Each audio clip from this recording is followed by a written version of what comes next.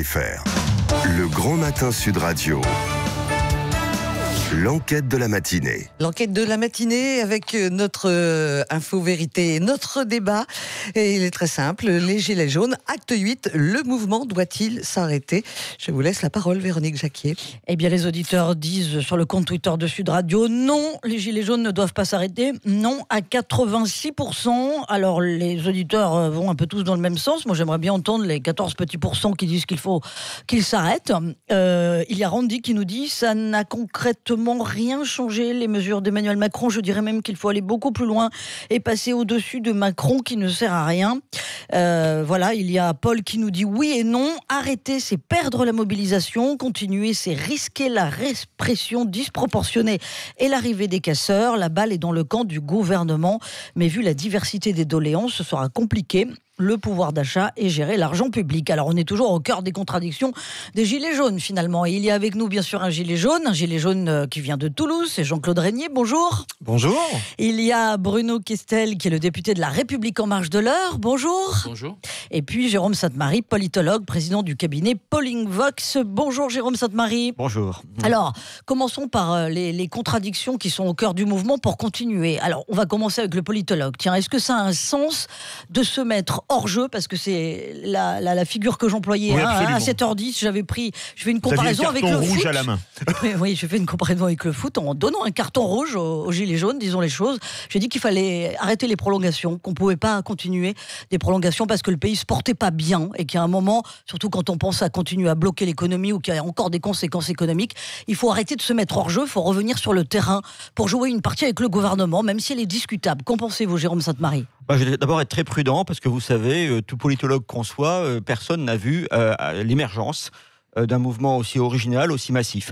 Je rappellerai quand même que c'est la première fois depuis 2006 qu'un mouvement a réussi à faire retirer une disposition comme ça a été le cas, et que c'est la première fois depuis pratiquement mai 68, je pense que non seulement il y a retrait d'un texte, d'une mesure, mais en plus qu'il y a des mesures économiques d'accompagnement, pour être très concret, des milliards de dépenses. Et j'ai constaté dans mon activité professionnelle la quasi-panique qui s'est emparée non seulement du pouvoir politique, mais surtout du pouvoir économique, et les pressions qui ont été faites par les chefs d'entreprise, notamment il y a quelques semaines, avant Noël, pour que le gouvernement cède énormément. Donc on est face à un mouvement totalement original, extrêmement massif, et qui continue en province et qui continue également dans les sondages, puisque actuellement on a à peu près 50% des gens qui souhaitent la continuation d'un mouvement, alors même que les objectifs et les mots d'ordre de ce mouvement... Mais 50% qui veulent que ça s'arrête aussi complètement.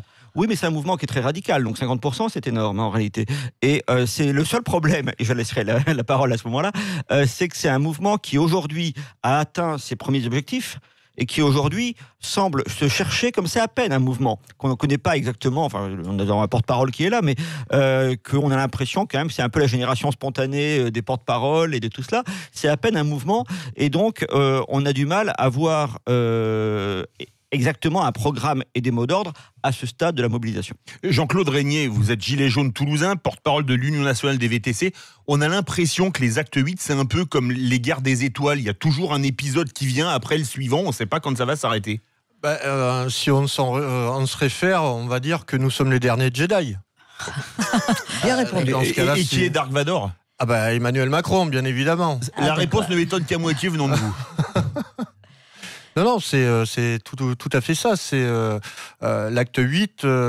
Oui, mais un acte 8, pourquoi ? Parce que les revendications continuent à partir dans tous les sens. Le référendum d'initiative populaire, pour l'instant, tant qu'il n'est pas... Le référendum d'initiative populaire peut redonner du souffle démocratique. Pourquoi pas ? Même si, du coup, c'est discutable parce que y a un gouvernement qui ne pourra plus gouverner. On ne va pas sortir des RIC tous les 4 matins et ça ne va rien changer. Mais ça ne va rien changer à la situation écolémique du pays qui se porte mal. C'est pas avec ça qu'on va créer des emplois en France. Si on prend le RIC, on peut revenir sur les lois de finances, enfin sur la loi, donc, dans ce cas-là, même si elle a été abrogée, on peut revenir sur le financement de façon à obliger l'État à emprunter, d'obliger la BCE à faire des prêts auprès des pays européens à taux zéro, de façon à ce qu'il n'y ait plus d'endettement.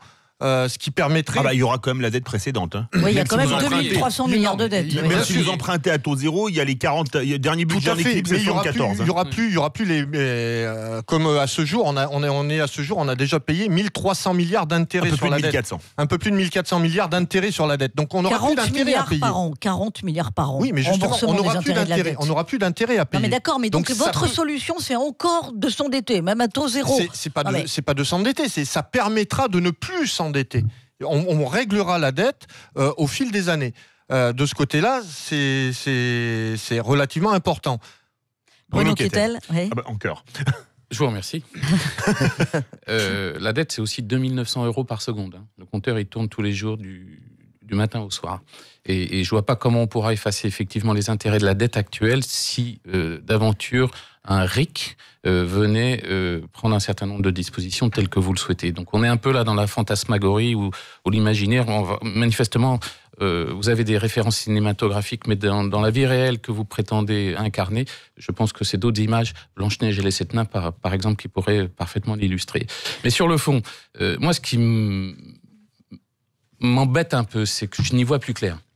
Vous avez une liste Gilets jaunes avec Francis Lalanne qui s'annonce. Vous avez une liste Gilets jaunes avec Alexandre Jardin qui s'annonce. Vous avez Éric Drouet qui est la nouvelle idole de Jean-Luc Mélenchon.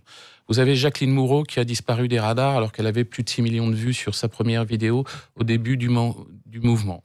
Vous avez Benjamin Cauchy qui a déjà signé avec Dupont-Aignan pour être 5e sur sa liste. Bref, c'est l'auberge espagnole un peu, d'un point de vue politique, les Gilets jaunes. Donc je vois pas comment on va pouvoir structurer tout ça pour effectivement répondre aux réelles attentes du peuple que j'ai vu. Moi, je suis allé sur les ronds-points dans ma circonscription, qui a des vraies aspirations qu'il faut entendre. C'est l'objet du grand débat des 3 mois à venir. Le sujet fait réagir au 0826 300 300. Nous avons Grégory qui nous appelle de Paris. Bonjour Grégory. Bonjour à tous et bonne année à tous. Meilleurs vœux à vous aussi. Bienvenue sur Sud Radio, nous vous écoutons. Alors, 2-3 petites remarques. Vous parlez de M. Desjardins. Jardin.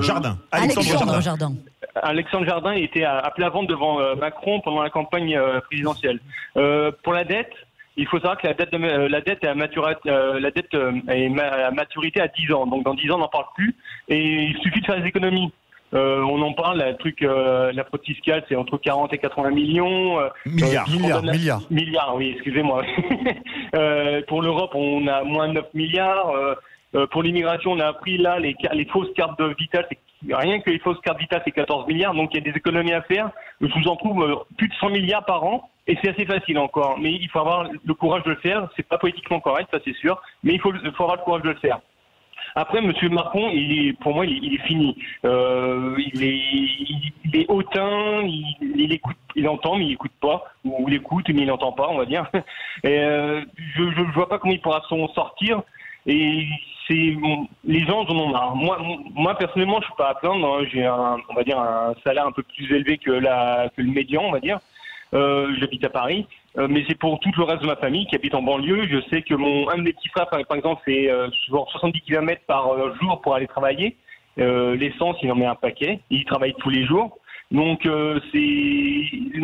Macron ne se rend pas compte de ce qui se passe en France, on va dire. Alors, et je voudrais juste dire une petite remarque à Madame Véronique Jacquier. Je me rappelle d'une émission au début de l'année ou fin de l'année où il parlait s'il y avait une nouvelle élection entre Macron et Marine Le Pen. Alors je sais qu'elle est journaliste normalement et les journalistes sont indépendants. Et une réflexion qu'elle a eue, c'est quand on a dit M. Macron serait réélu au 2e tour. Elle a dit heureusement. Je sais, ça a marqué des auditeurs, ça. Oui, ça m'a choqué parce que je pense que les journalistes doivent être indépendants et ne pas dire ouvertement leur pensée politique, on va dire. C'était pas ma pensée politique, c'est que de toute façon ça reflète le fait et c'est le procès en illégitimité que font les Gilets jaunes à Emmanuel Macron, qu'il a été élu par défaut, qu'il a été élu contre. C'est ce qui risque de se reproduire en 2022. Oui, mais bon, alors à tort ou à raison, je sais pas, Jérôme Sainte-Marie. Je crois qu'effectivement il y a un péché originel dans ce quinquennat. C'est tout simplement le fait qu'il y a effectivement 24% des Français qui ont choisi Emmanuel Macron au premier tour, la moitié déjà au premier tour par défaut. parce que souvenez-vous que même avant le premier tour, il y avait déjà le danger plus ou moins fantasmé du fascisme, etc., qui était agité, et il fallait choisir le mieux à même de battre Marine Le Pen. C'était là-dessus qu'on nous a fait vivre pendant quelques semaines. Alors même que n'importe qui d'ailleurs aurait battu Marine Le Pen, y compris Benoît Hamon, d'après les sondages. Bref, déjà, 24, ça veut tout dire, oui. 24% au premier tour, dont une moitié par défaut. Et ensuite, vous avez un second tour complètement dingue où on a le choix, grosso modo, entre le programme libéral d'Emmanuel Macron, qui ne concède rien, qui le dit, c'est à prendre ou à laisser, et l'autre côté, Oradour-sur-Glane.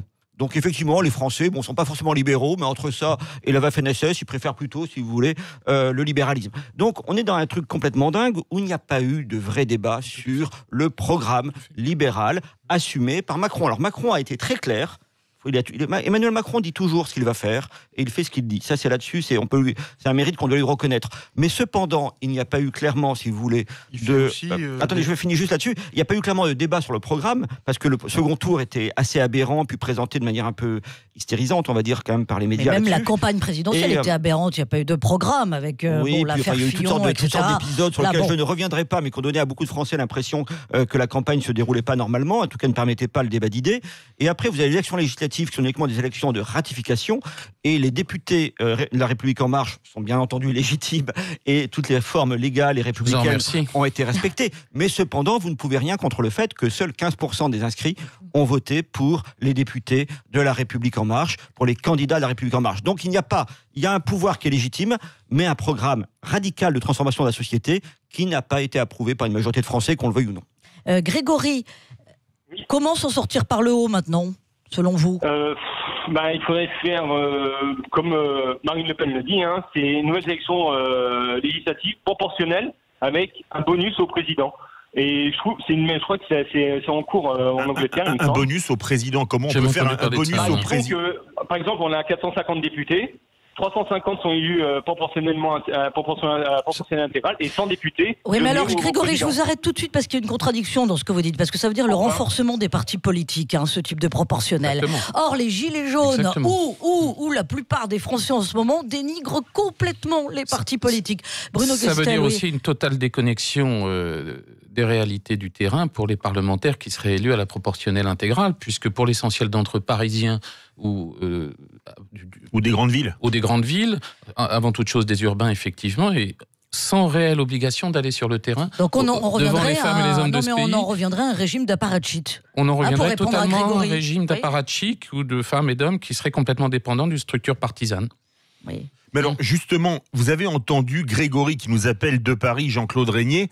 Lui, il dit, Macron, il est fini, mais il a quand même une légitimité pour 5 ans. Et il reste encore un peu plus de 3 ans, un peu moins de 3 ans et demi. De toute façon, oui, il est élu pour 5 ans, donc il lui reste encore 3 ans et demi. 3 ans et demi un petit peu moins. À tenir, s'il démissionne pas avant. Bon, après on sait pas ce qui peut se passer. Mais bon, dans son programme, si on se réfère en 2016, il a bien dit je ne toucherai pas aux retraités, je ne toucherai pas la CSG des retraités. La première chose qu'il a faite, ça a été de faire tomber, de stopper la revalorisation des retraites et de mettre la CSG sur les retraités.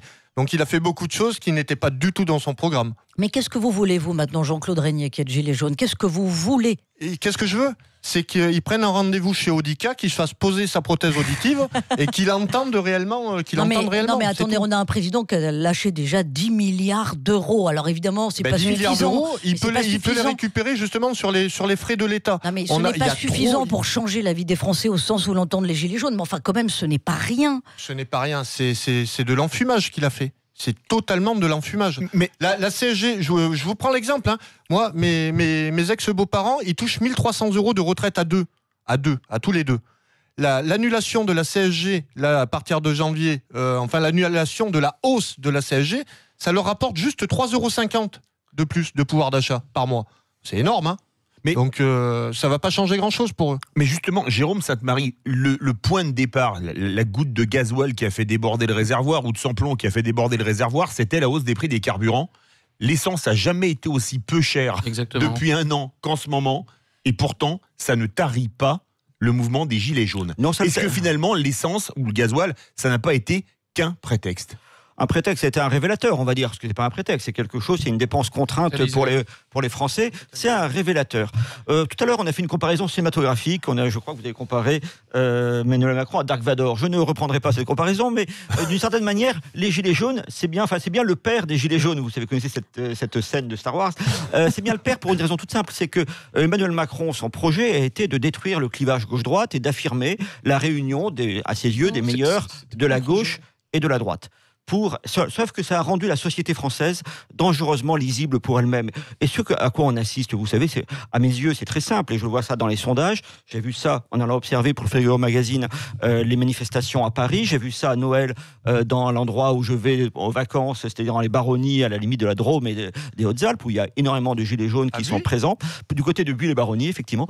Et donc, vous avez... ce qui se révèle aujourd'hui, c'est pas quelque chose qui est directement politique, c'est quelque chose qui est difficile à saisir, mais c'est quelque chose qui rappelle un terme très ancien, mais qui retrouve son actualité, ça s'appelle la lutte des classes. C'est-à-dire qu'aujourd'hui, vous avez un bloc bourgeois, un bloc élitaire, on appelle ça de manière plus ou moins polie en termes politologiques, on va dire le bloc élitaire si vous voulez, mais tout le monde comprend de quoi il s'agit, qui se réunit, qui s'est retrouvé dans le macronisme. C'est pas une tare d'avoir réussi sa vie, d'être, etc. Mais ça, du coup, oppose, si vous voulez, les catégories sociales les unes par rapport aux autres. Et le conflit se porte sur l'argent, sur le partage de la valeur ajoutée, sur les taxes. C'est un conflit social très dur et qui, à mon avis, pour cette raison-là, va durer, même s'il ne trouve pas sa forme politique.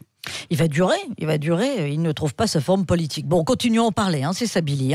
La pause, évidemment, et puis on revient et on invite les auditeurs à faire le 0826 300 300 pour être avec Jérôme Sainte-Marie, politologue, Jean-Claude Régnier, gilet jaune, venu de Toulouse, et Bruno Kettel, député de La République En Marche de l'Eure. Et pour l'instant, sur le compte Twitter, vous vous êtes exprimé 86% de non, c'est-à-dire que vous souhaitez largement que ce mouvement continue. À tout de suite.